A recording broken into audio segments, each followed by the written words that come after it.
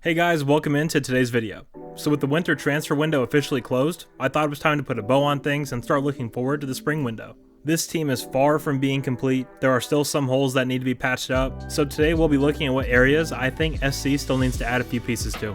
But before we get into it today guys, please do consider leaving a like and subscribing to the channel. It really helps out so much. Thank you so much for the continued support.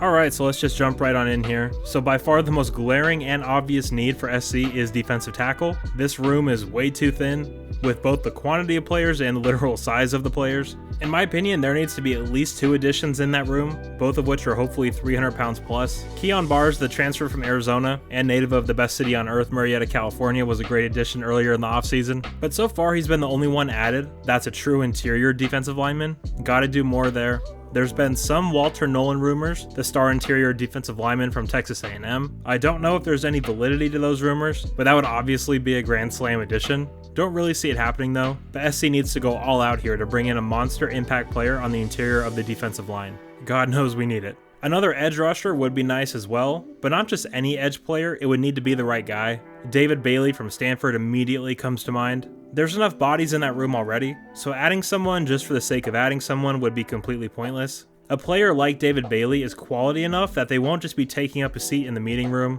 they'll actually be able to break through and play on the field. USC absolutely has to have more production at edge this season. That was one of the big reasons why the defense was as awful as it was. At this point, unless things change drastically, Corey Foreman is just another body in that room. So when you take that into account and take the 5-star off of his name, the room still looks very thin, from a high-end talent lens anyway. So before we talk about the next need, I want to give a shout out to Trevor. A month ago, he left this comment saying, "I'd love to see us go after a big nickel or a dynamic strong safety, since we clearly still haven't figured out how to deal with tight ends running up the seams."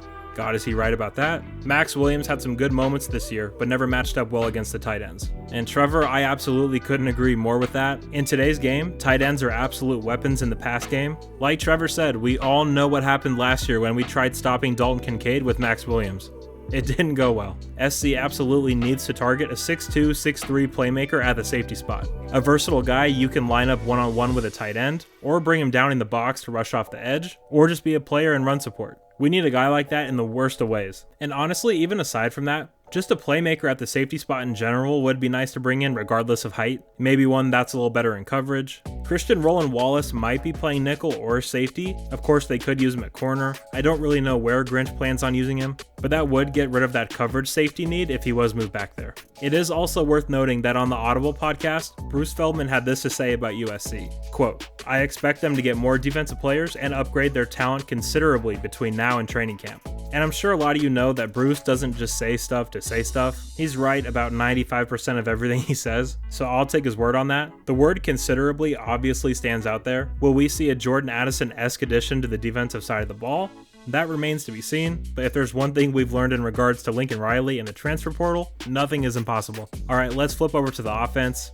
With the recent departures of Kyle Ford and CJ Williams, aside from Jacoby Lane, who isn't ready to make a huge impact in year 1 in my opinion, there isn't a true big body wideout on this team.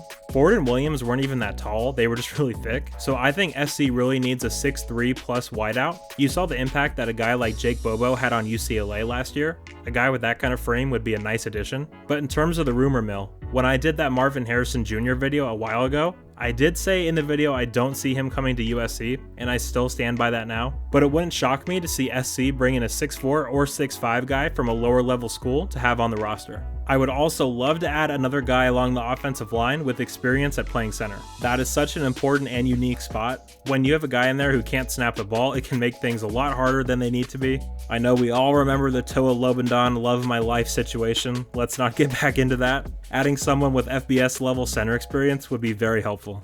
Alright, special teams. If USC isn't going to change the way they go about handling their kick returns, then we need to go out and get a proven and explosive kick returner. Good kick returners are very different from good punt returners. 2 totally different things there. Like we saw with Rayleigh Brown this last year, he loves to make moves and cut across the field, which is not a good fit for kick return. We need somebody who will run like they've been shot out of a cannon, because when you do hit the hole, you're going fast enough that no one will catch you. Very important for USC special teams to make a big jump this year.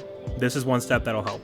Okay, so those are the general needs for SC heading into the spring transfer window. I will do a players SC should target video at some point, but I do want to hear from you guys. Do you agree with the needs I have laid out here in this video? And give me some specific players you want SC to target heading into the next window. Alright guys, that'll do it for me today. If you did enjoy the video, please do like and subscribe to the channel. And if you want to see your name in every video and support the channel in an even bigger way, I do have my Patreon linked down below. Thanks so much for all the support. You guys are awesome, and as always, take care and fight on.